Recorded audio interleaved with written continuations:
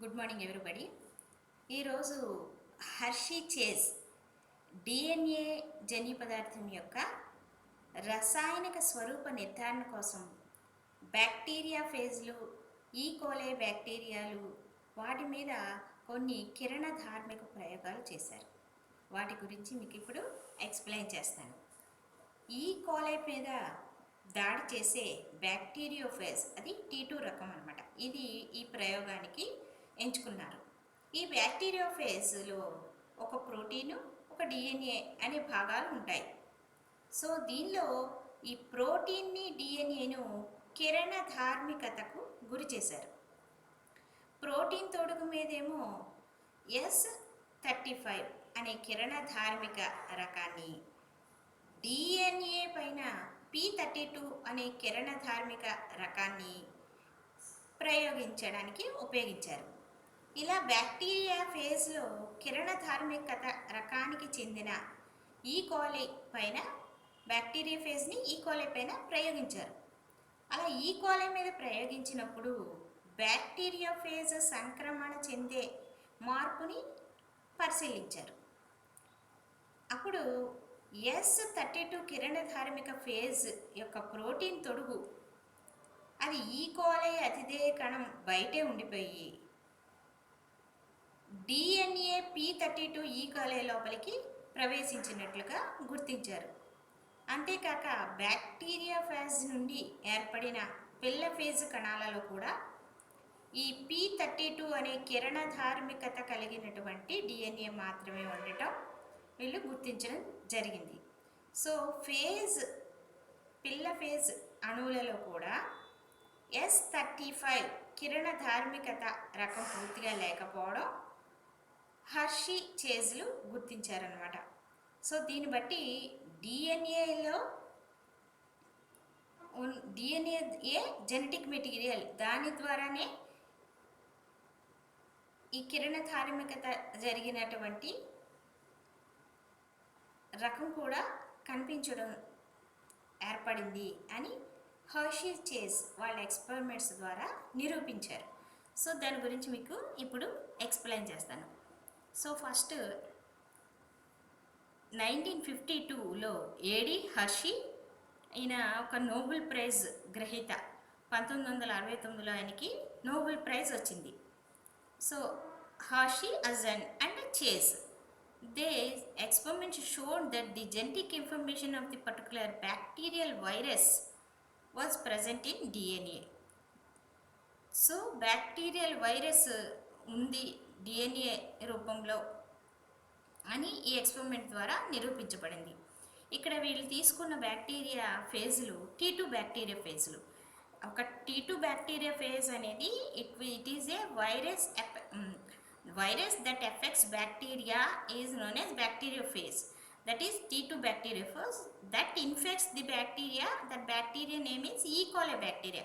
So ఇక్కడ E. coli bacteria మీద అవి సహజీవనం ఉంటాయన్నమాట. సో వాటిని తీసుకున్నారు ప్రయోగాలకి. T2 bacteriophage composed of 50% protein, 50% DNA. So మీకు ఆల్రెడీ చెప్పాను, దీంట్లో ఒక 50% ప్రోటీన్ చుట్టూ తోడుగుంటుంది కదా, అది వైరస్ అనమాట. వైరస్ మీరు చదువుకున్నారు, T2 బ్యాక్టీరియోఫేజ్, T4 బ్యాక్టీరియోఫేజ్ అని చదువుకున్నారు. దానిలో పైన హెడ్ హెక్సాగోనల్లో ఉంటుంది, కింద టెయిల్ ఫైబర్స్ ఉంటాయి. అవి బ్యాక్టీరియాని పిన్ టెయిల్ ఫైబర్స్ తోటి అతుక్కుని ఉంటాయి.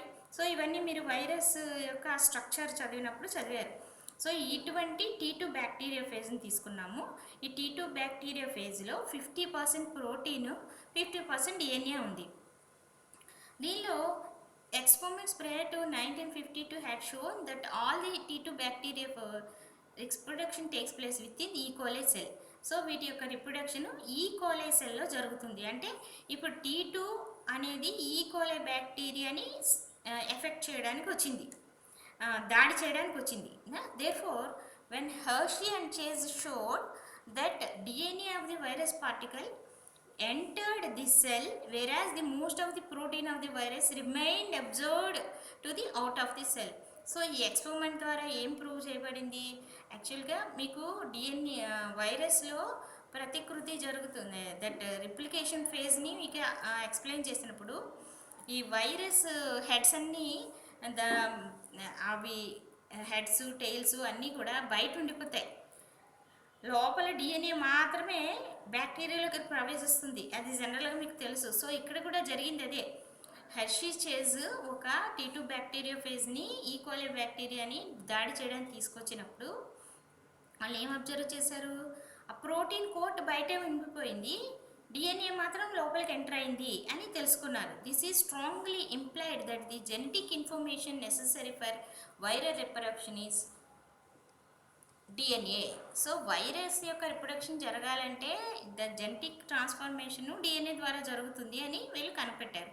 The basis of the Hershey and Chase experiment is that DNA contains phosphorus. డిఎన్ఏలో ఏముంటుంది? ఫాస్ఫరస్ ఉంటుంది, సల్ఫర్ ఉండదు. ఎందుకు? డిఆక్సీ రైబో న్యూక్లిక్ ఆమ్లంలో ఒక ఫాస్ఫరస్ అణువు, ఒక పెంటోజ్ చక్కెర అణువు, ఆ తర్వాత క్షారాలు ఉంటాయి కదా. సో అంటే డిఎన్ఏలో ఫాస్ఫరస్ ఉంటుంది, సల్ఫర్ ఉండదు.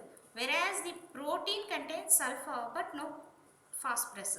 ప్రోటీన్ కోట్లో ఏముంటుంది? ప్రోటీన్స్ ఉంటాయి, సల్ఫర్ ఉండదు. అదే దట్ ఈస్ కంటైన్స్ సల్ఫర్ ఉంటుంది, ఫాస్ఫరస్ ఉండదు. So thus we are able to specifically label either the phase DNA by growth in the medium contain radioactive isotope of phosphorus P32 in the place of normal isotope P31. ఇక్కడ మీరు ఆ ఈకోలే బ్యాక్టీరియాకి రేడియోధార్మికత కలిగినటువంటి P32తో treat చేశారు. P31 అంటే normal isotope, P32 అంటే రేడియోధార్మిక isotope. The phase protein coats grown in the media contain radioactive sulfur S35 rather than the normal S32. బయట ఉన్న protein కోటికి ఏ రేడియో ధర్మితకత ఇచ్చారు? నార్మల్గా ఎస్ ఏమో 32 ఉంటుంది, ఇక్కడ రేడియో ధర్మితకత కాబట్టి S35ని ఇచ్చారు. సో ఇలా చేసినప్పుడు ఏమైంది? The T2 phase labeled with S35 were mixed with E. coli cells of the few minutes. So ఇవి రెండు ఒకదాంతో ఒకటి మిక్స్ అయ్యాయి. S35 అలాగే ఈ కోలే బ్యాక్టీరియాతో కలిసింది. It was then subjected to shearing forces by placing infected cells in a whirring blender. It was found that the most of the radioactivity could be removed from the cells without affecting the progeny production. When T2 phase labeled with P32 radioactivity was found inside the cells, that it is not subjected to the removal by sharing the blender. ఇక్కడ ఏమైంది? The bacteriophage రకాన్ని ఈ కోలైపై ప్రయోగించినప్పుడు ఈ కోలై పైన bacteriophage సంక్రమణం చెందేటప్పుడు మార్పులు గమనించారు. గమనిస్తే S32 కిరణధార్మిక ఫేజ్ ఉన్న ప్రోటీన్ తొడుగు ఈ కోలై అతిథేయ కణం వెలుపలే ఉండి కిరణధార్మిక కల డిఎన్ఏ ఈ కోలై లోపలికి ప్రవేశించింది. అంతేకాకుండా బ్యాక్టీరియో ఫేజ్ నుండి ఏర్పడిన పిల్ల ఫేజుల్లో ఉన్న కిరణధార్మికత గల P32 డిఎన్ఏ మాత్రమే ఉంది. అది వీళ్ళు గమనించారనమాట. సో నెక్స్ట్, సో ఈ ఎక్స్పెరిమెంట్ చూడండి. దీనిలో ఇక్కడ ఫస్ట్ ఎక్స్పెరిమెంట్లో ప్రోటీన్ డిఎన్ఏ, ప్రోటీన్కేమో S35, డిఎన్ఏకేమో P32. సో ఇవి ఈకోలే బ్యాక్టీరియా కణాలతో కలిపి మిక్స్ చేశారు. సో అప్పుడు ఈ ఈకోలే బ్యాక్టీరియాలో ఉన్న ఇక్కడ ఎస్ షేప్లో కనిపిస్తుంది కదా, అది డిఎన్ఏ ఇన్ఫెక్టెడ్ అన్లేబుల్డ్ ఈకోలే. అవి కలిసినప్పుడు ఏమవుతుంది? ఆ ఏర్పడినవి హియర్ ఇక్కడ ఓన్లీ ఈకోలే నార్మల్గా ఏర్పడింది. ఇక్కడ radio activity protein codes S35 మామూలుగా ఉన్నాయి. ఫేజ్ రిప్రొడక్షన్లో ఓన్లీ డిఎన్ఏ మాత్రమే ప్రవేశించింది. ఇక్కడ ప్రోటీన్ కోడ్స్ బయటే ఉండిపోయాయి, డిఎన్ఏ మాత్రం దీనిలో ఎంటర్ అయింది. అలాగే ఈ ఎక్స్పెరిమెంట్లో క్రింది భాగంలో కూడా ప్రోటీను డిఎన్ఏ ట్రీట్ చేసినప్పుడు P32తో చేస్తే దీనిలో ఈ ప్రోటీన్ కోట్ ఈ కోలైకి ఎంటర్ అయినప్పుడు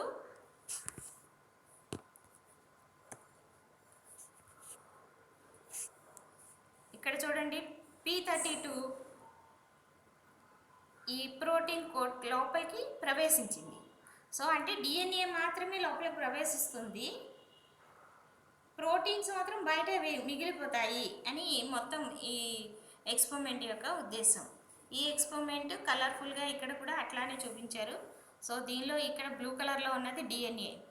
సో ఇది ఈకోలై సెల్, ఇది bacteria phase, T2 bacteria phase. అవి రెండు మిక్స్ అయినాయి. ఈ బ్యాక్టీరియా ఫేజ్ ప్రోటీన్ కోడ్ బయట ఉండిపోయింది. ఈకోలై బ్యాక్టీరియాలో ఈ బ్యాక్టీరియా ఫేజ్లో ఉన్న డిఎన్ఏ ఈకోలై బ్యాక్టీరియాలోనికి ప్రవేశించింది. ఫైనల్గా కొత్తగా ఏర్పడిన దాంట్లోకి ఈ డిఎన్ఏ ఎంటర్ అయింది. అలాగే P32 డిఎన్ఏతో ట్రీట్ చేసినప్పుడు కూడా ఈ రెడ్ కలరు ఈ పిల్ల బ్యాక్టీరియా ఫేజ్లో ఏర్పడ్డాయి చూడండి, దాంట్లోకి ప్రవేశించింది. సో దీంట్లో ఈ పిడిఎన్ఏ అనేది పిల్ల బ్యాక్టీరియా కణాల్లోనికి ప్రవేశిస్తుంది.